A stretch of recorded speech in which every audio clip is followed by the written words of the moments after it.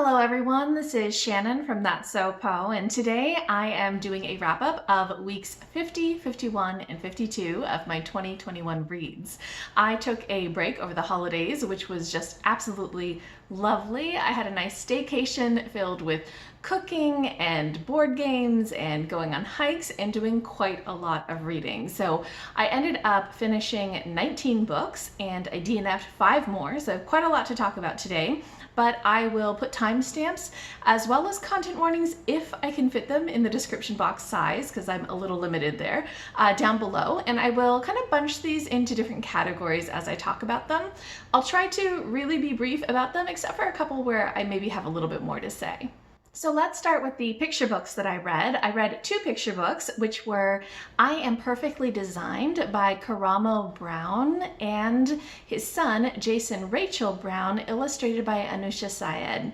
This is a very sweet children's picture book that is all about a father's love for his child and building up self-love, building up kind of confidence and appreciation for yourself.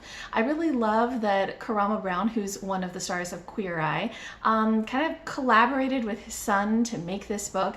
It's just a very sweet message and story, and the illustrations are amazing, just so cute and colorful and beautiful. So I was really pleased with this. I gave it 4.5 out of 5 stars. Then, because I'd liked the illustrations so much in the previous picture book, which was illustrated by Anoosha Syed, I looked to see if my library had anything else that she had illustrated, and they did. So I read Bilal Cooks Daal by Aisha Syed, illustrated by Anoosha Syed. And I'm also pretty sure that somebody has recommended this to me at some point, although I couldn't find it in my comments anywhere, so if you recommended it to me, thank you, because this was wonderful. This is so sweet. So this is a book all about Bilal, who is going to be cooking some Daal, which is a lentil dish, and he has some friends over who kind of help him do it, and then they go out to play and they're waiting for the Daal to finish cooking because it takes quite a long time to cook Daal.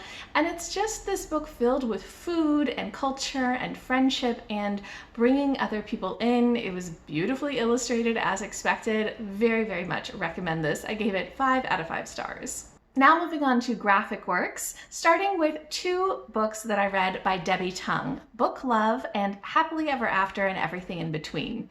These are both really wonderful. I love Debbie Tung's illustration style. She has this very kind of simple and cute style of drawing, plus she does these watercolors on top of it in different kind of shades of gray or blue, and it's just, I love looking at the illustrations, and the comics themselves are just really funny.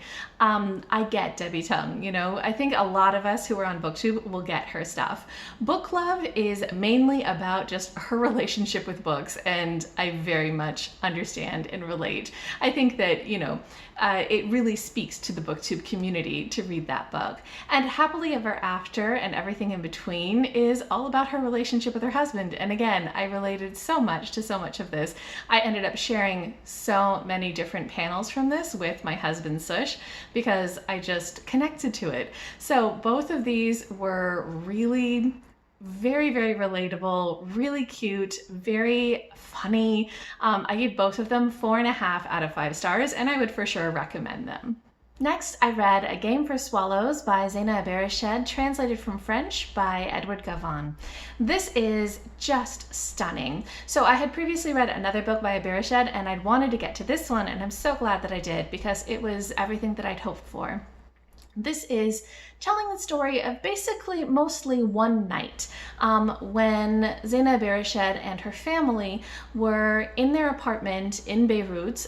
This is during the civil war that was happening, and her parents had gone out to her grandmother's house, which was not that far, but pretty far when you're in the middle of a civil war, and they were waiting for them to get back, and the other neighbors have come to kind of stay with the kids as they're waiting. And this really is so atmospheric, I think, in the way that it portrays what it's like to be waiting, worrying about your parents being safe, but also just kind of showing what it's like for different people who are suffering through this civil war. But it also has kind of a humor to it. It doesn't feel terribly heavy, even though the content actually is talking about a very heavy time.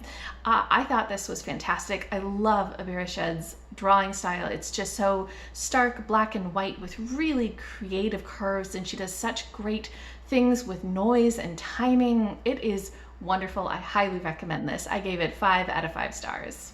Then I read New Kid by Jerry Craft, colored by Jim Callahan.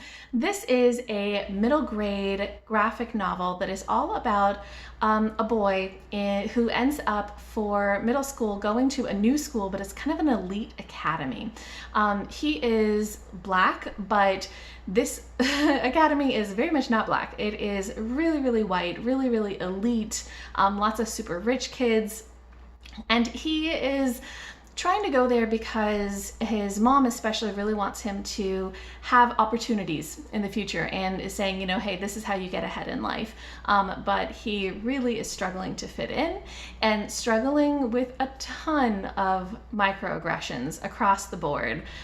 So lots of really interesting commentary in this about different issues of, you know, kind of, do you assimilate or do you speak up? Do you fight against the system, or do you just go with it? And how do you just deal with being a new kid and making new friends, and who can be your friend, and how do you deal with bullies? So I thought that this was just such a great graphic novel. I know that there's another one in this series, so I'm going to pick that up next as well. I really loved it. I definitely recommend it. I gave it 5 out of 5 stars. Then I read Hildafolk by Luke Pearson. This is a very short fantasy graphic novel that Cozy Reading Time, a commenter, had recommended I pick up. I have actually seen half of the first episode of the, I think, Netflix adaptation of this series, and it wasn't for me. It was a little bit too chaotic. But Cozy Reading Time said that actually the graphic novel is a little bit different in tone, and it was. I really liked this. The art style is really adorable, and it is about a very precocious little girl who is kind of going on adventures, and there might be like a troll that she encounters, as well as some other things. It's got kind of a little bit of surreal humor, which I always like. So I definitely enjoyed this a lot more than the TV show, although the TV show kept kind of creeping into my memory as I was reading it, which made it a little hard, but I'm very interested in continuing with the rest of the series. So this one I gave 4 out of 5 stars. Now moving on to nonfiction, starting with Words Matter, Meaning and Power by Sally McConnell-Ginet.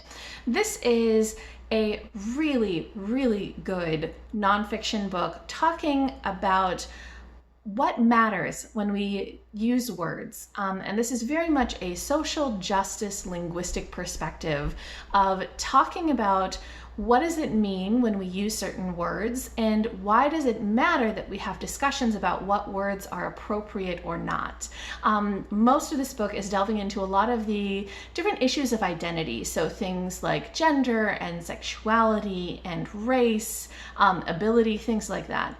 So all of this book is talking about what are the ways that we use terminology to express our worldviews and, in a sense, to shape the world around us. And I really liked so much of what this book did, just that deep analysis of what is the purpose of words, and how do we shape coalitions, how do we make connections to other people through the words that we use, and also how do people use words to oppress others. And there's so much about this, and the way that words interact with law and interact with the way we treat other people, things like dog whistles, things like the way that the definition of marriage has been used to deny rights, all kinds of things. I think that if you have any interest in linguistics or in social justice, this is a must read. I think it's just really, really important. And also, if you're somebody who has watched people on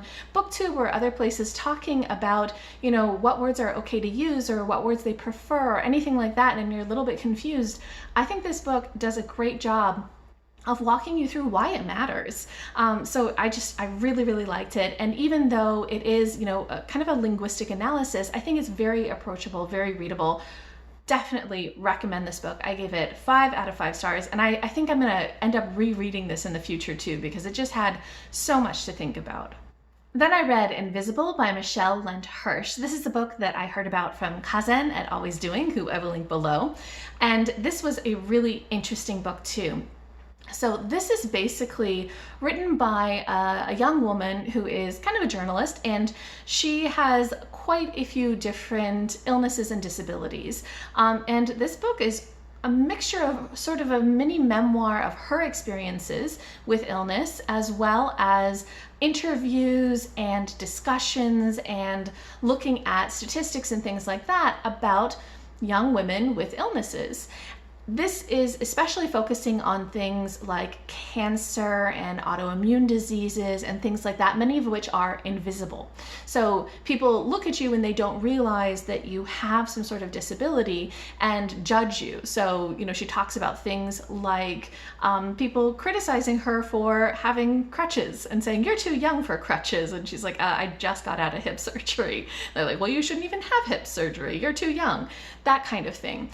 She goes through especially talking about what it's like for young women to have a lot of the expectations of society very much at odds with what their lived experience is. And so there's all of these expectations in terms of kind of romantic things like, you should be fertile and you should be sexy and all of these things, where a lot of people who are going through these big health issues don't really feel sexy. They don't have that kind of options in terms of fertility, etc. Talks about workplace, especially the kinds of battle of, do you tell people that you're sick and have them write you off, or do you try to work harder even though your body doesn't want it in order to compensate? And just so many different things also about dealing with different doctors and issues in the medical industry and discrimination, all kinds of things. So this is a very good book if you have any interest in reading about disability, and especially the intersection between kind of young women and disability. And since she interviews so many different people, you also get the perspective of lots of different people who are from different backgrounds, different types of disabilities, different races, different kind of sexual or gender, these sorts of things. It's a pretty well-researched book. I did think that it was very journalistic in the writing style, which isn't always so much my thing, but the content in this was quite good. So I gave it 4.5 out of 5 stars. Now moving on to romance, starting with Bad for the Boss by Talia Hibbert. So Talia Hibbert is one of my favorite romance authors, and I have been wanting to go into her back catalog and read some of those. So this is one of them. This is, however, maybe not so much my style in terms of the tropes. I think this is basically Hibbert's take on a 50 Shades of Grey style story, and that is just not for me, where you've got a very, very powerful, rich older man and a not powerful, very inexperienced younger woman that he gets involved in, and there's a bit of a dominant submission type of play. So none of that is my style, but even so, I love Hibbert's writing. So I love the way that she writes, I love the dialogue, and I loved each of the characters as well, even though she has the hero in this be kind of this dominant type of personality, which was I don't like. She had him have kind of still that core of softness that I do like. So not my favorite of her works because the tropes are just not for me, but I did just enjoy reading it anyway. So I gave it 3.5 out of 5 stars. Oh, and there are quite a bit of content warnings for this one, so do check those out.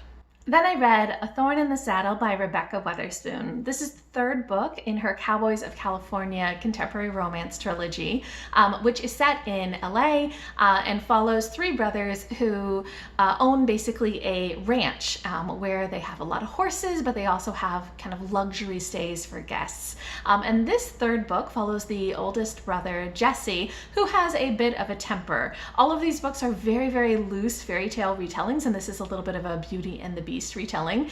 So his kind of beastly attribute is just he's such a grump, and he's very overprotective of his family and gets angry really easily. And so this is very much a story of growth for him, of how he gets through a lot of that.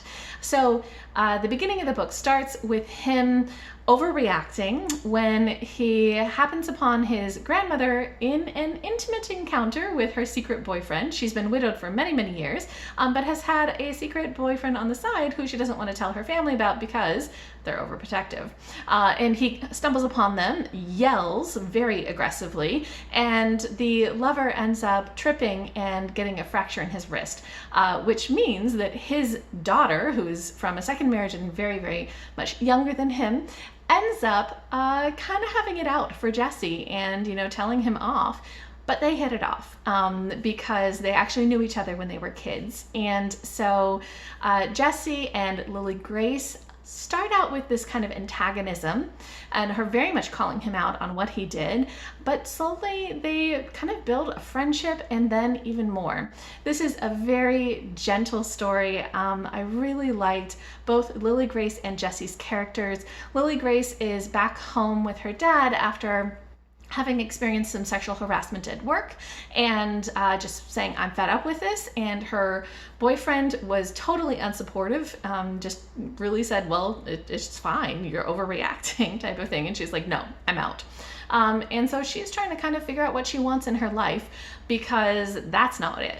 And so they kind of are both on this growth arc. And I love that about Weatherspoon's writing, the way that her characters are really dealing with a lot of personal growth as well as learning how to be together.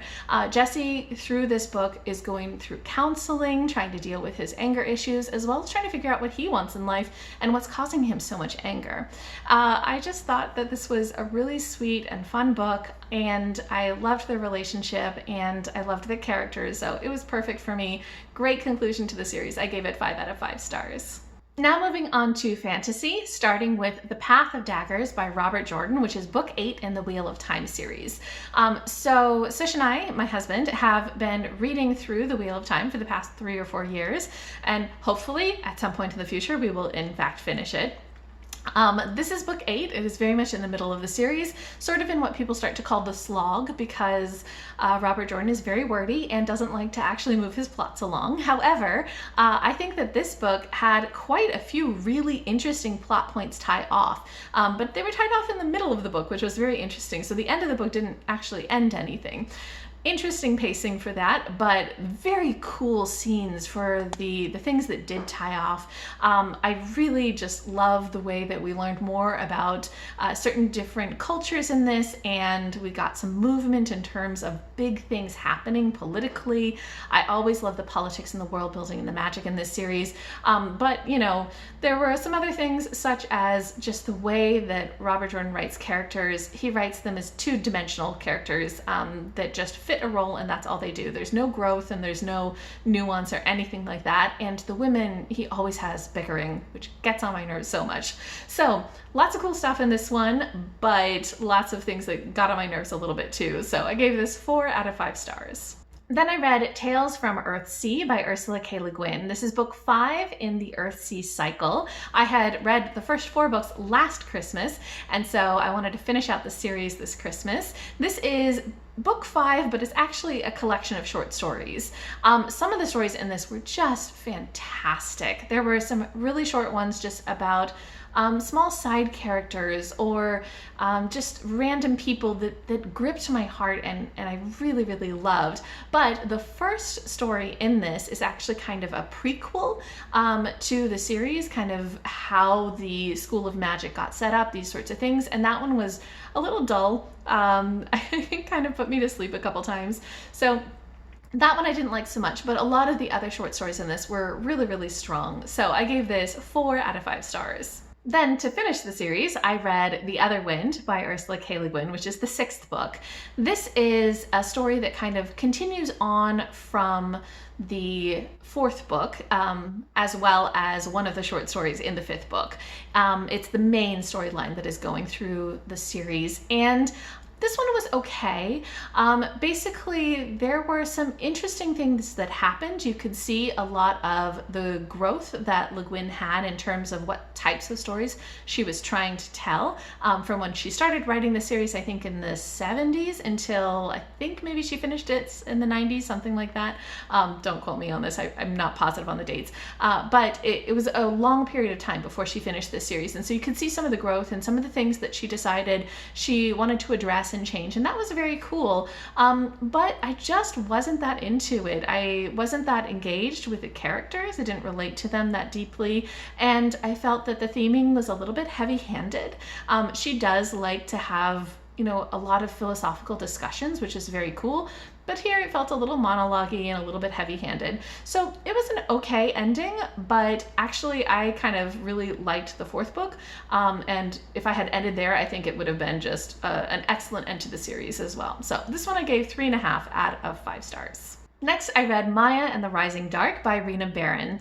This is a contemporary middle grade fantasy, sort of along the lines of a Rick Riordan Presents, although this isn't within that line, and it is so cool. So this is about a girl who ends up experiencing some weird things happening around her, with color leaching out of the world around her, time stopping, and some weird creatures showing up.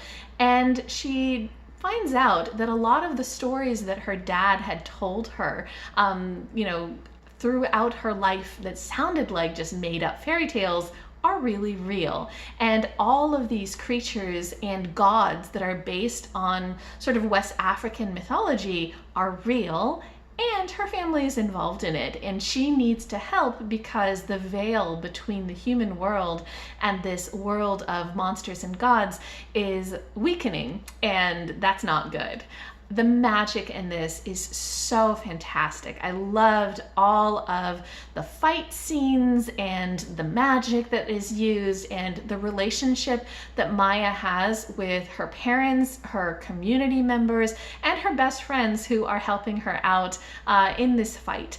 This book is just such a cool example of what middle grade fantasy is right now. Really excellent. Also just deals with some interesting themes. It has a lot of nuance too in the way that it deals with the sort of monsters from the other realm. The only thing that wasn't so much my style was that it was quite fast-paced. I like my things a little bit slower, but this was action after action after action. But I think that's also probably perfect for a middle grade audience. Even so, for me, it was still 4.5 out of 5 stars, and I definitely plan to continue in the series. Then I read a novella, The Gurkha and the Lord of Tuesday by Saad Hossein. This is a science fantasy story that is sort of utopian, sort of dystopian, and has a ton of humor. So basically the story is set in a future where Earth has become semi-uninhabitable because humans have created all of these nanites, which are in the air and poisoning people if they are exposed to them. But semi-utopian because there are these cities where people can go and live kind of perfect lives. This takes place in mainly Kathmandu, which has become a place where capitalism and such are no longer happening. Instead, they have an AI called Karma who is making sure that everybody has all of their basic needs met, and then they can earn points through doing good works for society or lose points as well. So into Kathmandu comes the Lord of Tuesday.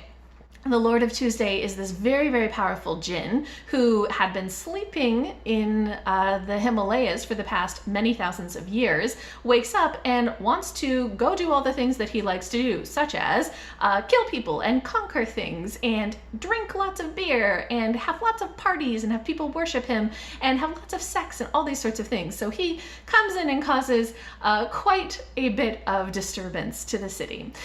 This book is so hilarious. It has that really surrealist, absurd humor. If you like things like The Hitchhiker's Guide to the Galaxy, this has a very similar type of humor, just very much out there, and really, really funny dialogue. I loved the humor in this. It also addresses some really interesting topics about society and about the kinds of economic systems we have and how that works or doesn't work. So really cool themes in this as well. It got a little bit graphic, a little bit violent at times, but other than that, it was just so much fun, and I am really excited to read more by Hossein. I gave this 4.5 out of 5 stars. Then I read Blackwater Sister by Zen Cho. This is a contemporary fantasy set in Malaysia about a woman whose family is originally from Malaysia, but she grew up in the US with them, except that after her father lost his job and had cancer and they lost everything, they had to move back to Malaysia. And so now she's there as an adult, having grown up mainly in the US, trying to fit in and figure out what to do with her life, because she graduated from college and she just hasn't found a job. She doesn't know what she's doing, so she's a little bit at loose ends. But during all of this, she starts to experience a haunting. Her grandmother, who passed away a year ago, seems to be haunting her as a ghost and seems to want something from her.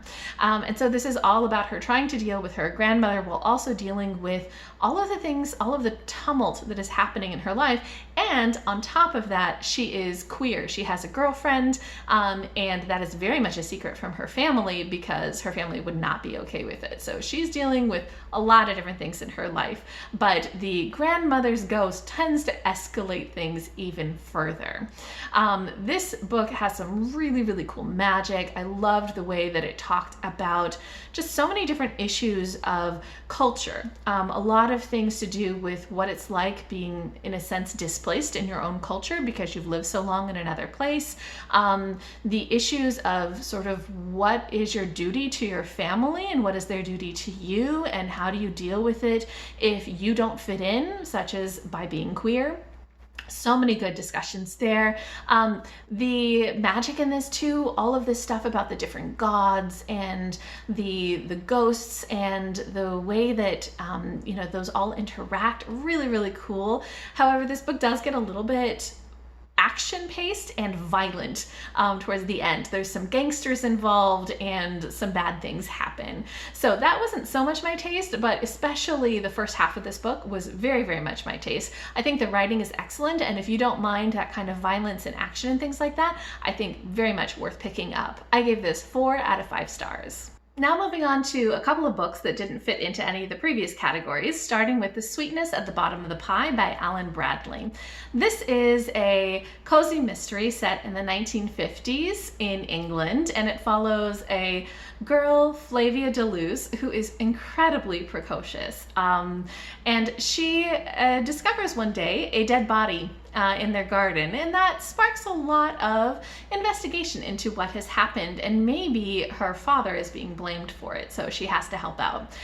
Flavia is just the most amazing character. She is very, very morbid, really loves the idea of poisonings and death. She is super into chemistry, and she is very, very, very smart and loves to just research things and look into things and really stick her nose in. But she's also somebody who just really has a very abrasive personality. She and her sisters are constantly fighting with each other and playing tricks on each other and all these kinds of things.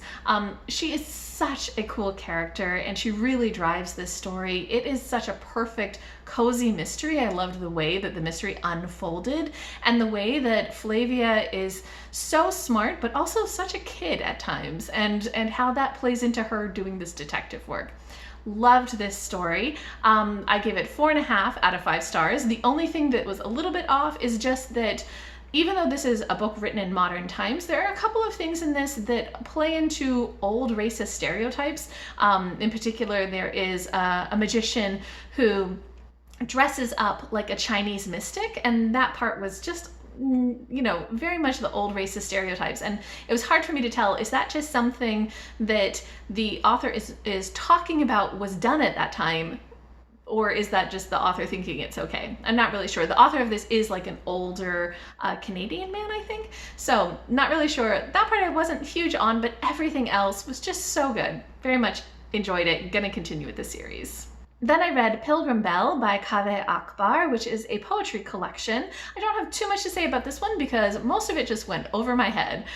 This is really kind of poetry dealing a lot with some topics of religion, of immigration, and kind of the different types of Islamophobia that he and his family have experienced, some of those things, also dealing with some issues of addiction. So really cool theming in this. There was also some really interesting use of space in the poems and typography and the movement of words on the page, so that was really cool.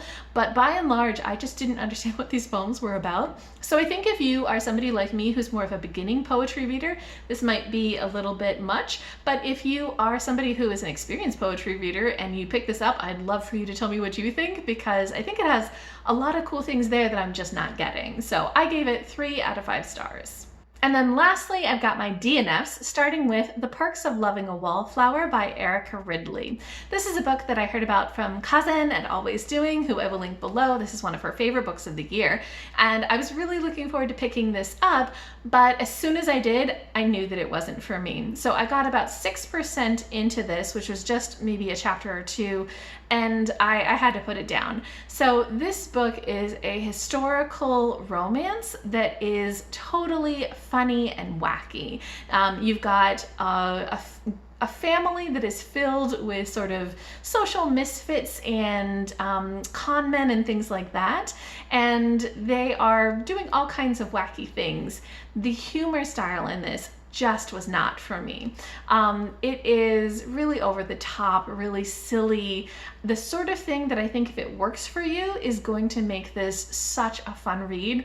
But for me, I was just not into it. And so I realized that even though I was kind of curious about the relationship that would develop, it is a queer relationship, and one of the characters I think is non-binary. So like really cool things to be doing in a historical Regency romance, but the humor style just wasn't for me, so oh well. Next, I DNF'd The Night Circus by Erin Morgenstern. So this is one that would have been a 5-star prediction for me, and it ended up just not working out. I had previously read The Starless Sea, which everybody says wasn't as good as The Night Circus, so I was really looking forward to reading The Night Circus, but it just didn't work out for me. So I got 34% in, and then I just realized I didn't care. So although I think this has kind of the beautiful writing that Erin Morgenstern has in The Starless Sea, this one is focused on a circus, and I'm just not into circuses. I really didn't care about the circus stuff. All of the magic that was used, I just wasn't interested in it. And it also has some characters that I just couldn't root for. I didn't like any of the characters. And it was kind of mysterious in a way that I had no real desire to uncover the mystery. So even though I like Morgenstern's writing, I think maybe just this wasn't the book for me. So, oh well. Then I DNF'd The Way Through the Woods by Long Lit Woon. This is a book that I'd heard about from Andreea at Infinite Text, who I will link below. This is a memoir of a woman who has lost her husband unexpectedly early in his 50s. And it's her dealing with grief while also trying to find new purpose in life and getting into mushroom foraging. So the sections where she wrote about grief were really, really powerful. And I was expecting to love the sections where she was writing about mushrooming, and that's actually where this book just ended up not working out for me. So I got 32% into this, and then I realized I just didn't want to pick it up anymore. Basically, when the author gets into mushroom foraging, I was thinking that she was going to have this huge connection to nature, and that's what the focus was going to be. But actually, it was rather different. So within the mushroom foraging community, there's basically a lot of ego involved and a lot of elitism. Basically, being somebody who can find the mushrooms and who can identify them is very, very prestigious in these groups. And there's a lot of secrecy in terms of people hiding their favorite mushroom spots, and a lot of just kind of internal politics and these sorts of things. So a lot of the experience of reading this book was just being involved in all of that drama, and that's not so much my style. And it seemed like the author was getting through her grief not through connecting with nature, but through becoming the best mushroom forager she could be and kind of showing everybody else how great she was. That was not so much my style, so DNF for me. Another book that I DNF'd that, again, I was expecting to be a 5-star read was Island Queen by Vanessa Riley. I heard about this from Cynthia at BookWhimsy, who I will link below, who loved this book. And I really thought I would love it too, but the writing style ended up just not working for me. So this is a historical fiction based on a real woman's life. It is about a woman, a black woman who grew up a slave, but then later became free and incredibly rich and very powerful, but also seems to have had a lot of like very worthless people involved in her life, especially men. But it's just this story of empowerment, and it sounds really, really cool. And Cynthia, who's a historian, loved this book. So I was really looking forward to it, but I ended up getting only 11% through it. And I think that just somehow the writing style of this was hard for me. I really struggled to get into it. It has a very choppy feel to the way that it's written. It is written semi in dialect, and I do like dialect, but the way that it kind of has these very, very, very short chapters and kind of throws you from place to place. It also jumps in time a bit. Somehow I was just not being able to get into it. And then after sort of realizing like how heavy the content was going to be as well, I thought, you know, this is not, I think, engaging enough for me to get through all of that heavy content, especially because it's a rather long book. So I DNF'd it. And the last book that I DNF'd was Winter's Orbit by Everina Maxwell. So this is a space opera with a queer romance that I'd heard a lot of different people saying was so much fun. So I was looking forward to it. I thought this could be a fun ride. And I picked it up, and I think that the space opera aspect actually probably would have really, really worked for me. It has some very interesting political intrigue and world building and some interesting mystery going on as well. So I was really intrigued by that, but I only got through 7% because I was not a fan of the two main characters. There are two men, and they're basically put into a political marriage very suddenly. And one of them is a guy who is kind of not very good at being a royal. He's not responsible, and his grandmother, the Empress, very much judges him, and I judge him too. I could not like this guy. The first chapter is him just trying to weasel out of getting in this political marriage, and her being like, do you not understand the importance of this in terms of the politics? And that was my feeling too. So I was not on board with this guy. And then the other guy who he's going to get married to is somebody who just seems to be dealing with a lot of anxiety and depression and things like that. And that was hard in a totally different way, where I empathized with the character, but that was a lot to get through. And I realized that, you know, even if something is primarily a space opera but with a romance subplot, in romances I have to be majorly rooting for both characters, and in this I just didn't really want to spend time with either one, so not for me.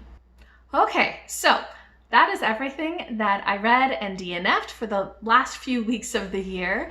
If you guys have read any of these, if you have any thoughts, any comments about them, or if you want to tell me how your holidays went, I'd love to hear from you. Just leave me a comment down below.